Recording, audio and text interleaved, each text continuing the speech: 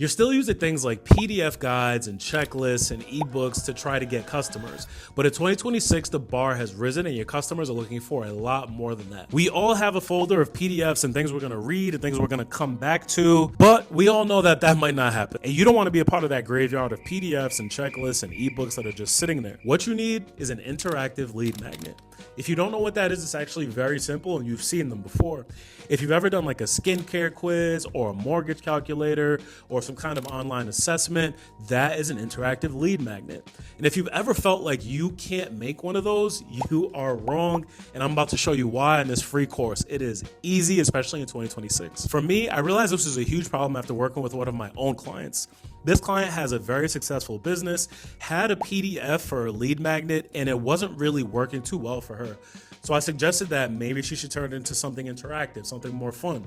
So we ran through a couple more things that I talk about all throughout this course, made it into an interactive lead magnet using AI tools, and it was like night and day. Her complete business transformed. Everything was different. People were signing up for this lead magnet like crazy, and she couldn't even keep up. I'm going to show you how to do the exact same thing using some of these modern AI tools. And even if you're not technical, do not worry. I made it very simple for you, step by step. When it comes to lead magnets, the real problem that people overlook is that it needs to align to what your offer is. So people kind of start selling themselves before they even talk to you.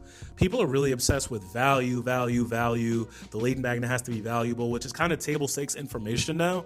But after the value, how does it align with what you do? And I keep talking about this because it's so key and it helps people sell themselves. So later on in the course, I'm going to talk about that. And it's one of the most fundamental parts of this course. The goal of this course is as quickly as possible to get you an interactive lead magnet that you can start using for your business today. This was a paid course turned free, so you get everything from the course. You get a long ebook, you get a short ebook, you get the email templates, you get the AI prompts, you get everything that comes with the course. The link is in the description and it is free.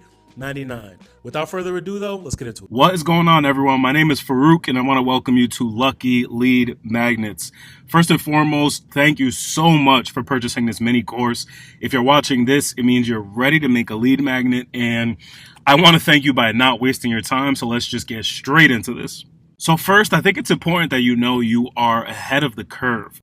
And what I mean by that is there are these new no-code tools, and there are also a lot of AI tools, as you know. But I think what people haven't realized, and what prompted me to make this Lucky Lead Magnet system, is these intricate tools can be used to create lead magnets for your business. It doesn't always have to be software. It can be, obviously, but it can be used to just make really good lead magnets. So I want you to know that if you're here and you're watching this, you are actually ahead of the curve, because this isn't something that's really being talked about. It's just a lot of software. Anyway, are you in the right place? Well, whether you've never created a lead magnet before, whether you're worried about the technical setup, or you're just here to make something new, you are in the right place. You're most likely in the right place. Within the next hour, what we're going to accomplish is you're going to choose your idea for your lead magnet. I'm going to help you do it step by step, and it's going to be a high converting idea, so your lead magnet doesn't just sit there and collect dust. People are actually going to use this thing. Number two, we're going to build the logic for your idea. So all of the questions, answers, this thing leads to that thing, so on and so forth. We're going to figure all that out. And then finally, we're going to build it, and we're going to do this all within 1 hour. So let's just keep moving. I want to keep a good pace here for you. So let's talk about your path to success. You only need to do 3 things. Number 1, follow each step carefully. I know that you're probably watching this so you can make your lead magnet in 1 hour, so I cut out a lot of fluff. There's a really long ebook that comes with this course if you want to read it. There's a shorter version that comes with this course if you want to read that, but that will give you a lot of extra context. In this course, especially in this video course rather, I'm just going to kind of go through the information so you can grasp it, make your lead magnet very quickly. Number 2, don't skip any steps because of what I just explained. Everything here has a purpose. Everything here has a meaning.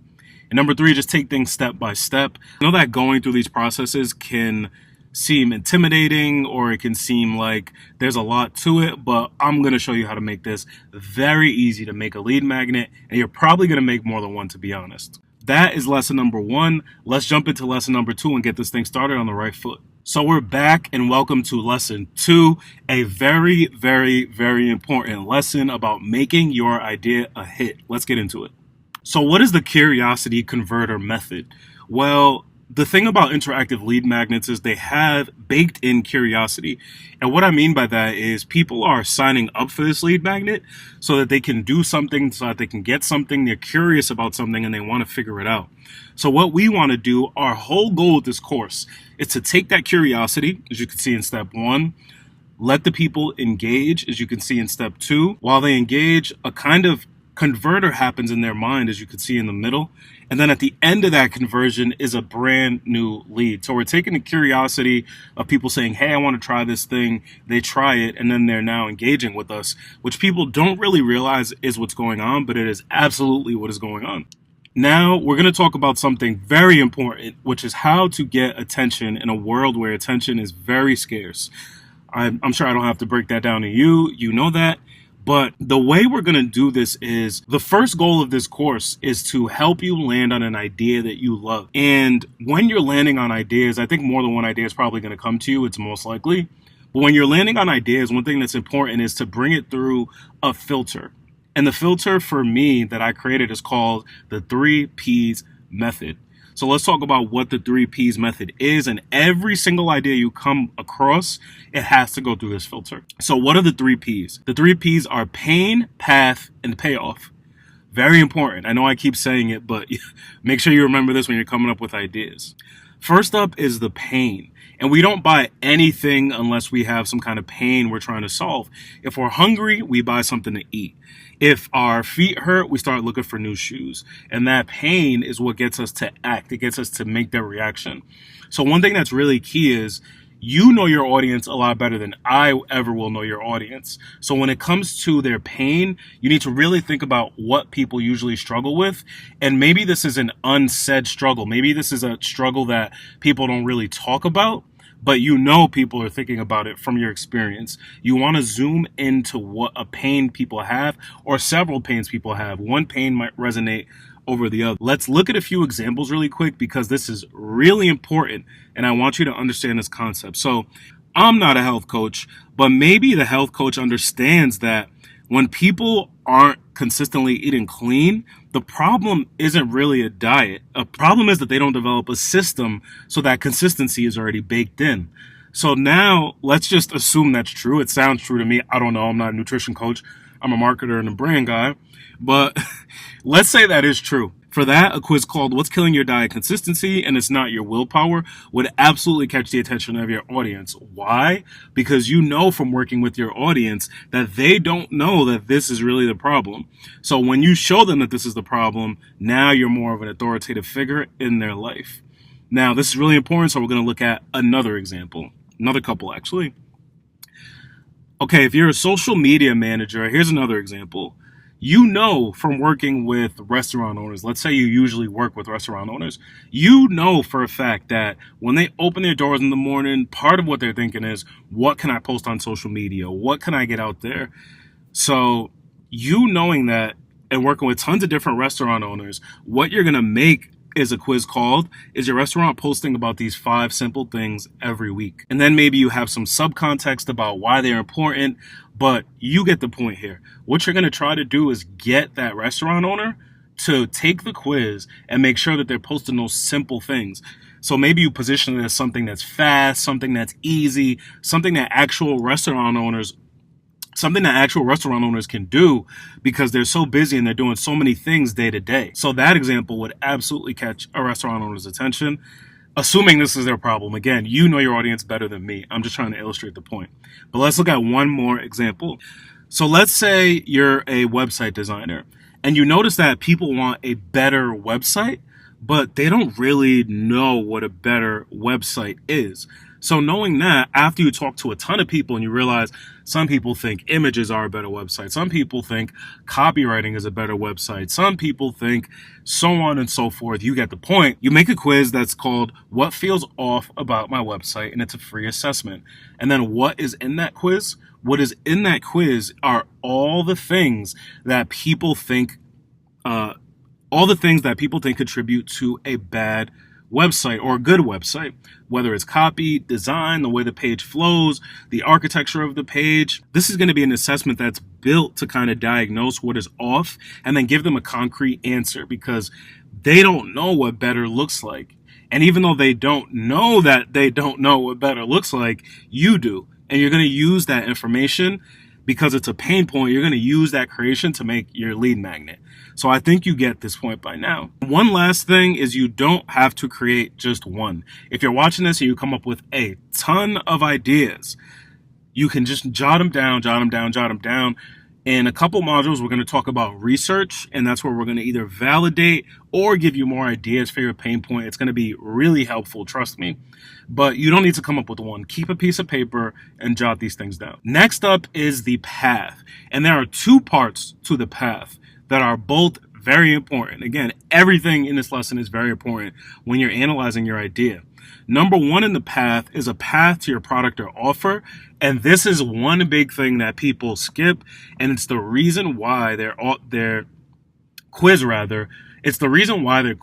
does not convert. It's because there's no path to no logical path to their product or offer. And the second part of the path is the path to you. And we're going to talk about what that means in a second. It's also very important. A clear path to your final offer. Like I just mentioned, one of the biggest mistakes people make is not mapping their product or service to this interactive lead magnet that they're creating. So I'm going to show you a couple examples of what that actually means. So let's say you're a financial coach for solopreneurs. A lot of people would make something called a monthly budgeting template. It's a PDF, so I don't really love it already. But the monthly budgeting template it makes sense logically, right? But the thing is, it doesn't map back to what you're doing. So let's say you're a financial coach for solopreneurs. So what you're really looking for is the solopreneur profitability calculator. Obviously, it speaks directly to your audience of solopreneurs. Solopreneurs obviously want to be profitable. And again, you know that because you work with them directly all the time. And it's much more niche, so it's much more appealing to that target audience. So this is a direct path back to what you actually do. Let's look at another example. A lot of people who teach nutrition would probably think a PDF called the 7-Day Smoothie Recipe Book is what would get the job done. But that's very general. Who is it for? We just know it's for people who love smoothies, and that doesn't really give us too much. But if we have an assessment called Busy Schedule, what's your number one meal planning roadblock? That is a lot different, because now we're talking to busy people who want a meal plan out of the gate. And if we're a nutritionist who works with busy people, it's going to speak directly to them. The quiz or assessment or whatever your lead magnet is going to answer something for them. And now, number one, you're seen as an expert in their eyes, and you're ready to help them solve a problem. And the second P in path is one of my favorite parts of the system, to be honest, but make sure it is you. I put this funny image on this slide because I thought it just articulates the point really well. But be you. You know who you want to work with. You know who your clients typically are. And what I mean by that is the way you talk, the colors you use, if you're more funny, if you're more serious, if you're more authoritative, all of that stuff should show through in your lead magnet. And one of the beautiful parts about using modern tools to build this lead magnet is you can make it extremely like you. You can make it exactly how you want. If you want it to be in all caps, you could do that. If you want it to be really funny, you could do that. Like, your imagination can run wild, and that's another thing that gets me excited about this course, because I'm excited to see what people's just imaginations create. So make sure you send me stuff as you're using it, but I'm really excited to see that. But back to the main point, make sure it feels like you. Make sure it feels like the experience you want your clients to have with you, because that is what's really happening on the surface. And the final path is the payoff. Again, very important. I know I keep saying it over and over and over, but each of these 3 Ps are very important because all 3 of them combine to make very powerful lead magnets. So the last P is the payoff. And what I mean by this is you want to use the expertise in your head to give people a small payoff.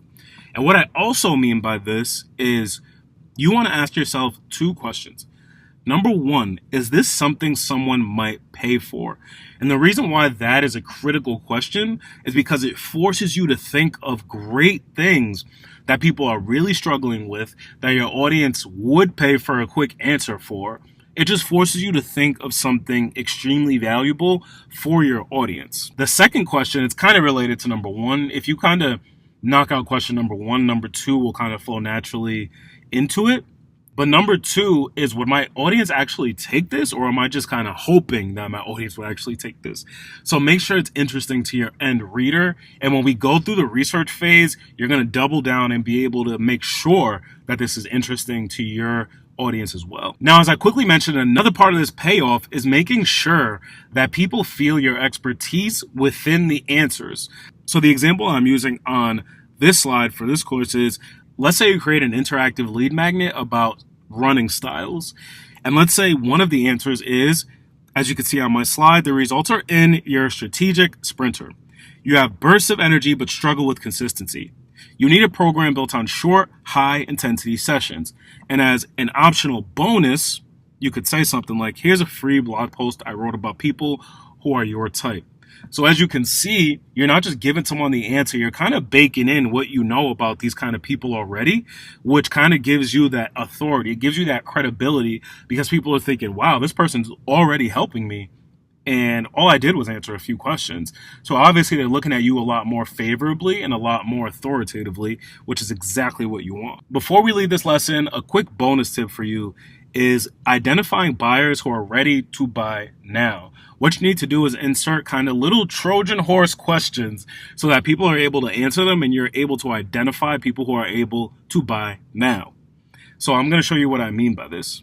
Let's say you're a public speaking coach and your quiz is get your public speaking anxiety score. So within this quiz, one of the questions that you ask is, what's the number one thing holding you back from seeking professional help? And obviously, and let's imagine that answer C is, honestly, it's just finding the right coach. I'm actively looking for a solution.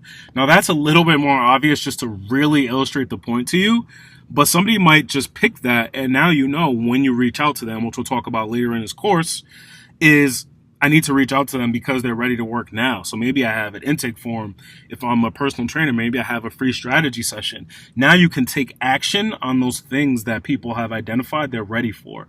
But let's look at another example. Let's say you're a brand designer and your quiz that you decide on is, what's your brand's visual archetype?